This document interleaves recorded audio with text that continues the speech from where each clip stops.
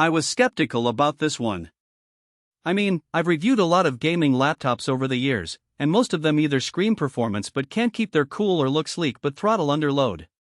So when Razer sent over the Blade 18 with the RTX 4090 and that 240Hz QHD Plus display, I'll admit I rolled my eyes a little. Link is in the description if you want to check the product details on Amazon.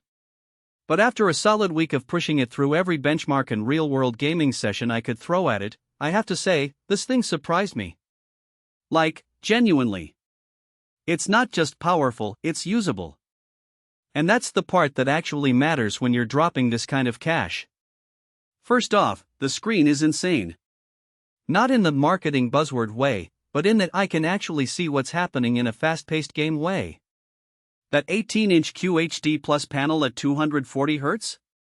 It's bright, crisp, and color-accurate enough that I didn't feel like I was staring at a washed-out monitor. I played Cyberpunk 2077 with RT Overdrive maxed out, and even with all the ray tracing in DLSS 3, the frame pacing was smooth. No screen tearing, no stuttering, just consistent, responsive gameplay. And the 240 Hz? It makes mouse movements feel instant. If you're into competitive shooters like Valorant or CS2, that refresh rate isn't just a gimmick, it's a real advantage. Now, the specs, yeah, they're ridiculous, but they actually work together. The 13th Gen Intel Core i9-13950HX paired with 32GB of DDR5 RAM and a 2TB SSD means this thing doesn't just boot up fast, it stays fast. I had Chrome open with 50 tabs, Discord running, a few Unity projects in the background, and Call of Duty Warzone maxed out on the display settings. No slowdown. No thermal throttling that I could feel. And the 2TB SSD? That's not just for games, it's for your entire life. Photos, videos, projects, virtual machines, it all loads in a blink. And let's talk about the RTX 4090. I know everyone's talking about it. But what stood out to me wasn't just the raw FPS. It was how quiet the Blade 18 stayed under load. Razer's vapor chamber cooling actually does what it promises. I ran Alan Wake 2 on Ultra with DLSS 3, and the fans were audible, sure, but not obnoxious. The chassis didn't feel like a portable heater either. That's huge if you're gaming in a shared space or just don't want your lap to double as a space heater. The build quality is what you'd expect from Razer Premium. It's all CNC aluminum, so it's solid, but not heavy. The keyboard is mechanical, which is a nice touch if you're used to desktop peripherals. The Chroma RGB is fun, but honestly, I mostly keep it off. The real win is the port selection. You've got Thunderbolt 4, HDMI 2.1, USB-A, and even a full-size SD card reader.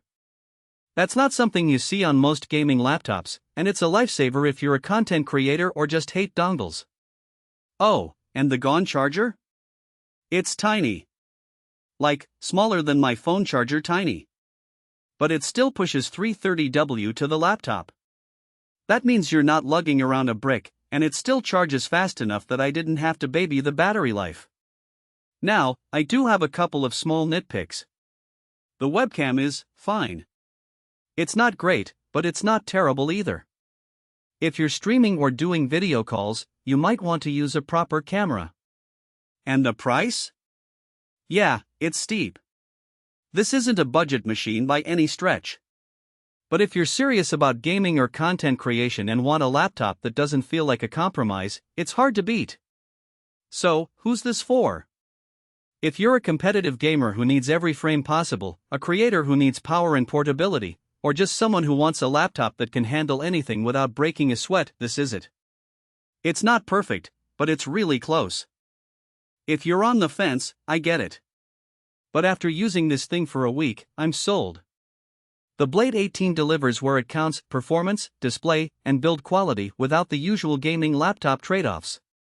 You can find the Razer Blade 18 on Amazon, link is in the description below.